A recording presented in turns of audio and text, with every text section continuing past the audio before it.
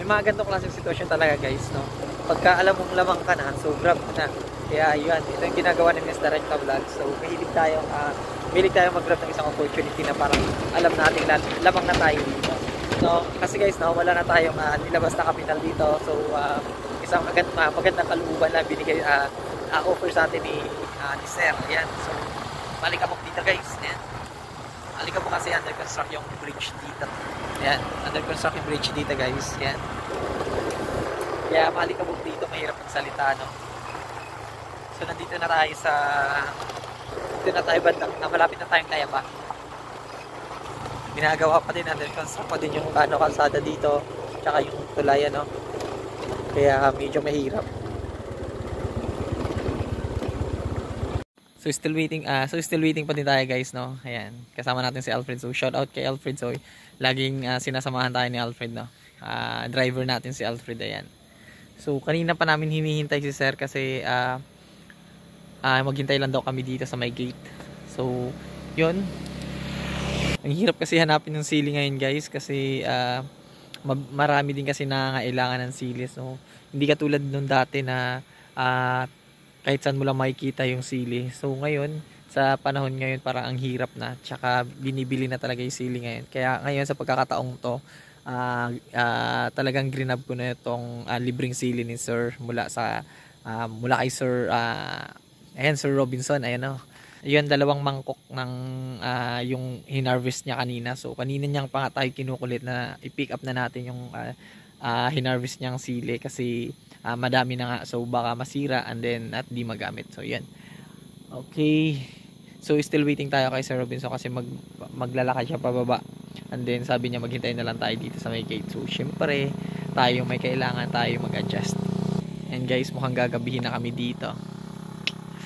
Oh my god, buti na lang nakalibre tayo ng libre tayo ng sili. So ayun, isang linggo na din ako naghahanap ng sili kasi nagrereklamo na nga yung mga customer natin, yung mga suki natin na bakit walang anghang yung ating suka. Yan, gagamitin natin kasi yung sili sa suka na sa suka para sa balot, ano. So dapat kailangan may kunting kurot. Ayan, yung gusto nila yung nangangagat talaga yung anghang. So yun, pagbibigyan natin. So yun nga, may nag-offer sa atin, ano. Swerte na natin sa sitwasyong to. Ayan, dito tayo makahanap ng sili. So wag na natin palalagpasin to. Usually guys, so yung magbibigay sa atin ng sili, dadala ko nga sana ng 2 pirasong balot, kaya lang nakalimutan ko kasi nagmamadali kami kasi nga yung magagabi na. So yun, ang usapan namin is 4 ko ipipick up. So masyadong late na kasi Mr. Recta Vlogs at hindi na natin naisipan na ibalot yung 2 balot. So yun, nagmadali kami ni Alfred na mag-drive, magmaniho ng motor, no. So marami pa tayong dinaanan, naghatid pa tayo ng bundo. Yan, nag-order pa tayo ng suka. Ayan guys, so nakalimutan natin yung balot na ibibigay natin kay Sir na siyang magbibigay sa atin ng sili. Ayan guys, so yun, ayan. So yun, so thanks to Sir Robinson. Ayan, napakabuti niya at siya sa atin. Hindi niya iniisip na ibenta sa atin, kundi bigay niya yun ng pusa. Yan, ayaw niya kasing bayaran ko. So gusto niya bigay niya lang. Ayan. So ganun kabait si Sir Rob. Ayan. So yun guys, so napakaraming sili guys, binigay lang sa atin ni Sir Robinson. So kung bibili natin to, tsaka yung klaseng sili nito guys, maanghang to guys. So may quality talaga yung sili na to. So yun, binigay lang sa atin to ni Sir Robinson, no. Hindi na natin siya binidyo kasi gabi na, and then mabilis siya ng pagkabigay niya sa akin. So inabot niya lang, and then yun, thank you lang. Then yan, so next time guys,